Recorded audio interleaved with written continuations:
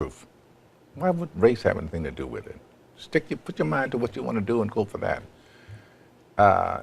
It's kind of like religion to me. It's a good excuse for not getting there. Yeah. Hey, it's John Hope Bryant, founder of Operation Hope, entrepreneur.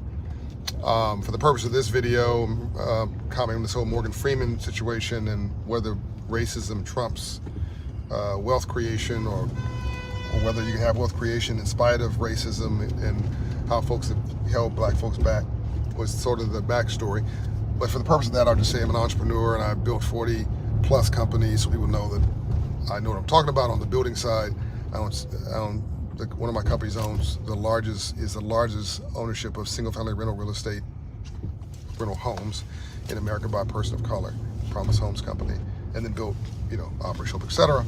But I came from nothing, and that's you can find the details of that in my IG post. We'll talk about my mother and my own story. And I'm not driving. This is my man Nadeem who's driving, so don't give me crap about it. You're driving and talking at the same time. Okay, so here's the situation. Morgan Freeman, brilliant actor, went on Don Lemon's show in New York. Hello, look at all this. Somebody trying to get to the airport before me. That was with lights and sirens blaring. I'm sure that's probably something serious. No disrespect intended. It wasn't an ambulance, unmarked car. So Morgan Freeman was on Don Lemon's show, and it was an outtake, so it's provocative because you don't get the whole interview, and I didn't see the whole interview. But essentially, Don Lemon said, are you saying that race is not a barrier to wealth creation? Something like that. And Mr. Freeman said, in parallel, he asked the question, he said it very quickly, do you mean now? I had to listen to it several times to make sure I was accurate. He said, yes. Oh, no, it's not a barrier, he said. I mean, he's like, look at me and look at you. We're an example that it's not a barrier. And that lit up the internet and the social media, and folks just went absolutely nuts on that comment. And a lot of folks responded emotionally, thinking that Mr. Freeman was being hotty-toddy and elitist, and well, you made yours. Keep in mind, he came from nothing too. You made yours, so it's easy for you to say it, blah, blah, blah, a la Bill Cosby's comment, dismissive comment of black people are just lazy or whatever. I don't equate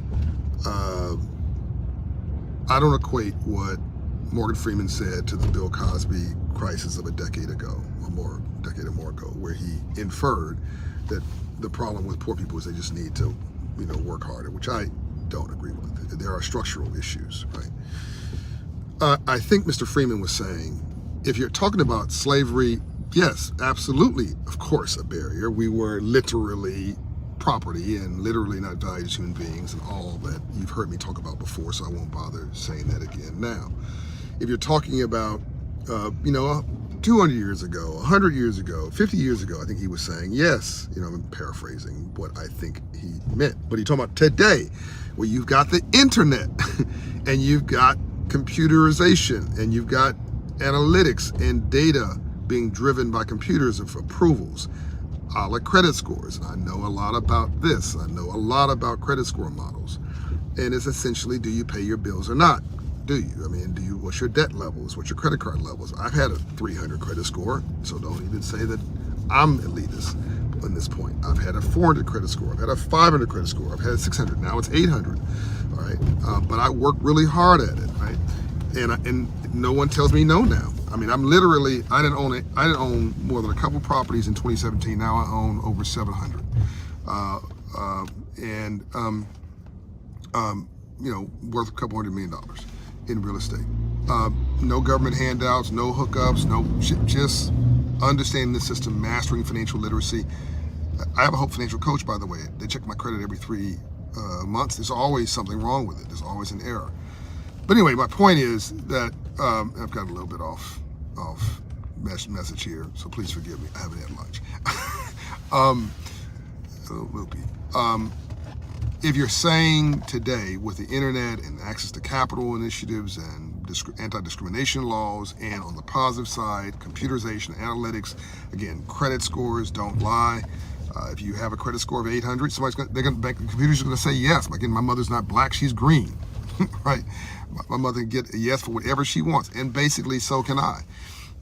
Without getting in my own business, I just got approval for 2 7-figure transactions one of which is unsecured, based on my good credit. And I came from Compton, California in South Central Los Angeles, and I literally had nothing. Like, my parents divorced when I was 5 years old. They lost the home, lost the apartment building, lost the business that they built. You know, so no one can say, oh, you had a silver spoon. I didn't have a copper spoon. I didn't have an orange spoon. I didn't have a dirty spoon, right? I had hustle. And I was homeless 6 months of my life. I was 18. You can read my book Up From Nothing. I won't bore you with the video here, recounting that on this video here. My point is, I did have a mother who told me she loved me every day of my life, so that's an advantage. I did have a mother who loaned me $500. She wanted it back when I was an adult, and $50, $40 when I was 9 years old. She gave me nothing. No house, no down payment. My sister, my brother got that hookup. I did not. I just had to work at it, and I was homeless. So, at any course of my life, was racism itself my problem? No. Now, did racism contribute to me not succeeding earlier? Yes, because I didn't have the relationship capital. All my friends were broke, and there was no reason for my rich white friends to let me in their conference rooms, or rich white people who were not yet my friends to let me in their conference rooms. But I decided to be uncomfortable. I decided to go make friends where I didn't have them, to show up where I wasn't maybe wanted, and to make myself attractive as somebody of interest to invest in. Let me tell you something. If you're good at what you do, you're likable, you're authentic, and you have hustle, you'll succeed. I'll repeat that. You're really good at what you do. You're likable. You're authentic, which means a lot of things. Like credit comes from the Latin word credito, which means credibility. Did you know that? Capital comes from the Latin word capitas, which means knowledge in the head. Neither one of those has to do with any money, but they translate into access to credit and access. At the moment, he's just struggling. He's just fighting traffic, right? But traffic's not any worse because he's brown. Traffic's just bad in New York, right? So capitalism is a gladiator sport. It's bad for everybody. But if you're black, you're born on probation in America. You got to get up twice as early, work twice as hard, and stay up twice as late and hustle and probably decline twice as much. But if I'm focused, and this is I think the point of, I know you guys are like, well, you get to it and get 7 minutes. What am I saying about Mr. Morgan's thing? I'm saying that what he essentially said is burn the boats behind you. That whole military strategy of the Army, the Navy is outnumbered. They're approaching the shore. The natural instinct is turn around and flee because you're about to approach an army on the beachhead that can blow you up, kill you. You're outnumbered. The only way to gather enough courage to punch through that is to burn the boats behind you as you exit the water, so you can't return. You must win on the shore. And I think that he was not trying to disrespect black people or disrespect our pain or disrespect our travels or disrespect the current situation that may be uneven and unfair. He was trying to respect your hustle and respect your resiliency and respect your over it, around it, through it, and you're gonna get to it. And respect the fact that black folks have been doing so much with so little for so long, we can almost do anything with nothing. Can I get an amen? And if you burn the boats behind you, that you will find a way through the drama. That's what I think he was saying, and that's what all success is about, all of it. So don't focus, and we and a lot of our folks, we get emotional when somebody says something, we respond emotionally. Whenever you do respond emotionally, it's the wrong decision. I guarantee you, it'll be the wrong decision. I want you to respond to issues and problems, not react to them. I want you to be logical and thoughtful when somebody disagrees with you, not emotional and angry. Anger is not a business plan. It will never work or advance you anywhere. You just create an argument and run your blood pressure up. And so I think there's a lesson in what, if you listen to what Denzel Washington says, he says the same thing. All of us, all these examples, literally are from nothing. You listen to what, what's the comedian's name? I'd say Chris Rock. He said that before, but that's not what we're talking about.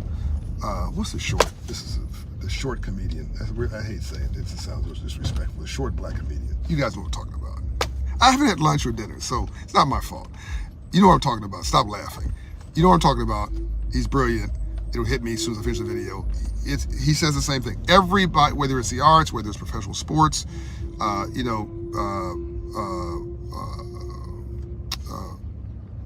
Mr. Jordan says the same thing. Whether it's business, we all say the same thing. You've got to burn the boats behind you, and you've got to hustle like nobody's business. You got to take no for vitamins. You have to never give up. You have to outrun failure, because failure is a punk, and you'll win on the other end. And I think that's the real message. I hope this has been helpful. This has been 10 minutes. Yes, it took me 7 minutes to get to the point, but hopefully it's worth it. Love and light, and hope it was entertaining. All right, peace. Literally, if I get off this video, I'm going to remember the guy's name. All right, bye.